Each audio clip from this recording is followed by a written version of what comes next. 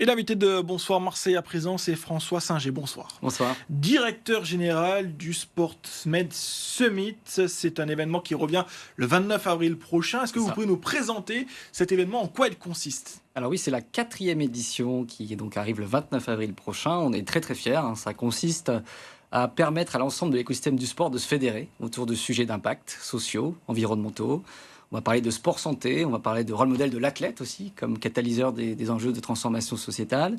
Et puis, on va avoir aussi des workshops de travail, justement, pour travailler sur des sujets de féminisation, place du handicap et sport santé également.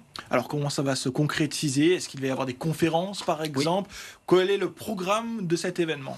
Alors, on a au total 10 conférences. On va commencer d'ailleurs sur un sujet qui est les Alpes 2030. C'est quand même un sujet de société dont on parle beaucoup aujourd'hui. Très important en ce moment en Provence. Voilà, en Provence, pour la région sud, pour même la France dans son entièreté.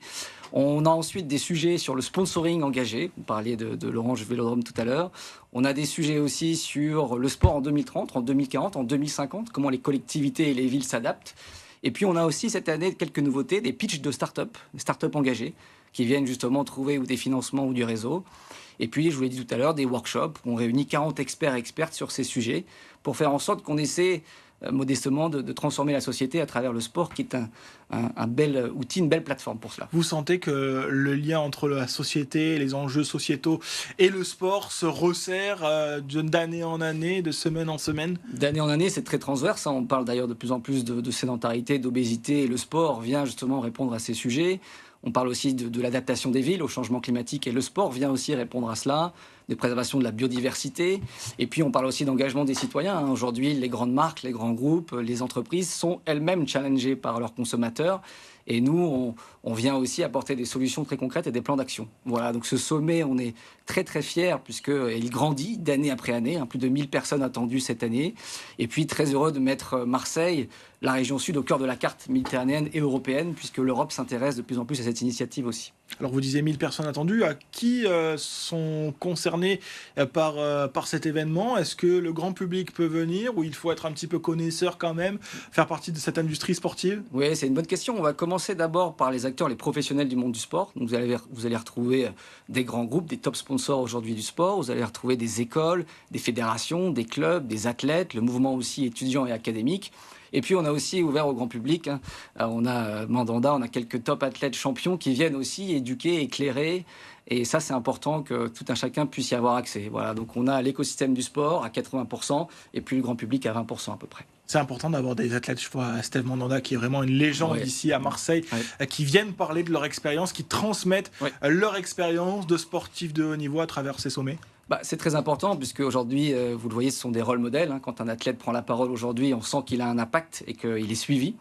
D'ailleurs, les études du MIT vous démontrent que dans la société, ce sont les athlètes qui sont le plus suivis, qui engagent le plus le sérieux et une dynamique d'action.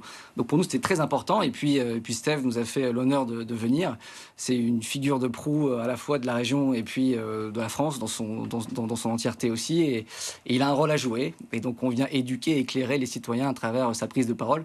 Donc voilà, lui, puis il n'est pas le seul. Fabien Gillot, ancien champion olympique de natation, Marie Patouillet sur du cyclisme sur piste. On a Laurence Fischer, championne olympique de karaté. On a Pierre Vautier en snowboard. On représente une belle pluralité de sports, puisqu'il n'y a pas que le foot non plus.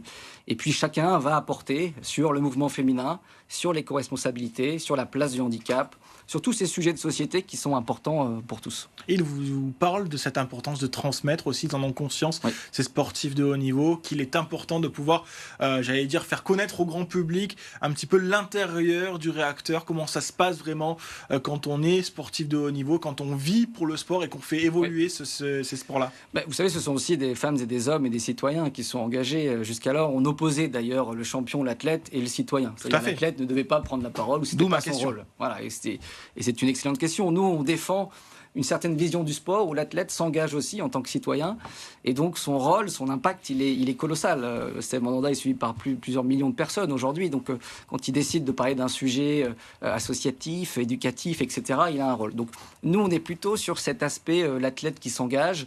Et d'ailleurs, on a aussi vu qu'un athlète qui s'engage sur un sujet de société était plus performant, puisqu'il va se battre pas juste pour son sport, mais pour une cause. Et on en a une qui est très très noble, Fight for Dignity, par exemple, de Laurence Fischer, où ce sont des femmes qui sont malheureusement battues et à travers le karaté, elles reprennent confiance et elles se réinsèrent dans la société. Ça, c'est le sport qu'on aime, c'est le sport qu'on défend et c'est le sport du Sportmed Summit.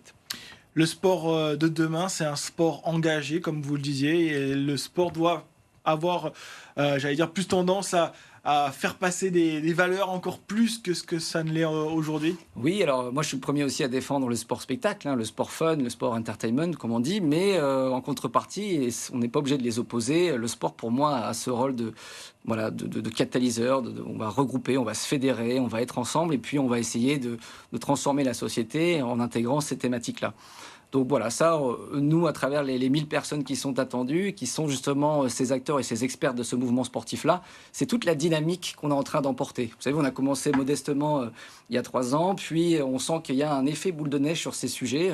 On était 200, on va être 1000, demain 3000, l'Europe, la Méditerranée, et puis Marseille qui a quand même cette force d'être à la fois aux confins de la Méditerranée, avec nos voisins aussi du Maghreb en face, avec les Alpes 2030, avec Paris à 2 heures. C'est pour moi une très belle place forte justement de l'impact. Merci beaucoup François Singer d'avoir été l'invité de Bonsoir Marseille. Rapidement, les infos pratiques.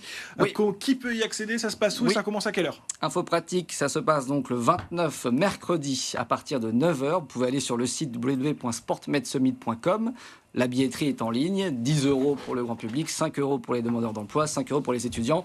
Et puis, si vous êtes intéressé, n'hésitez pas à nous contacter sur le formulaire de contact. Voilà, on est à votre dispo et on est ravis de cette 4e édition.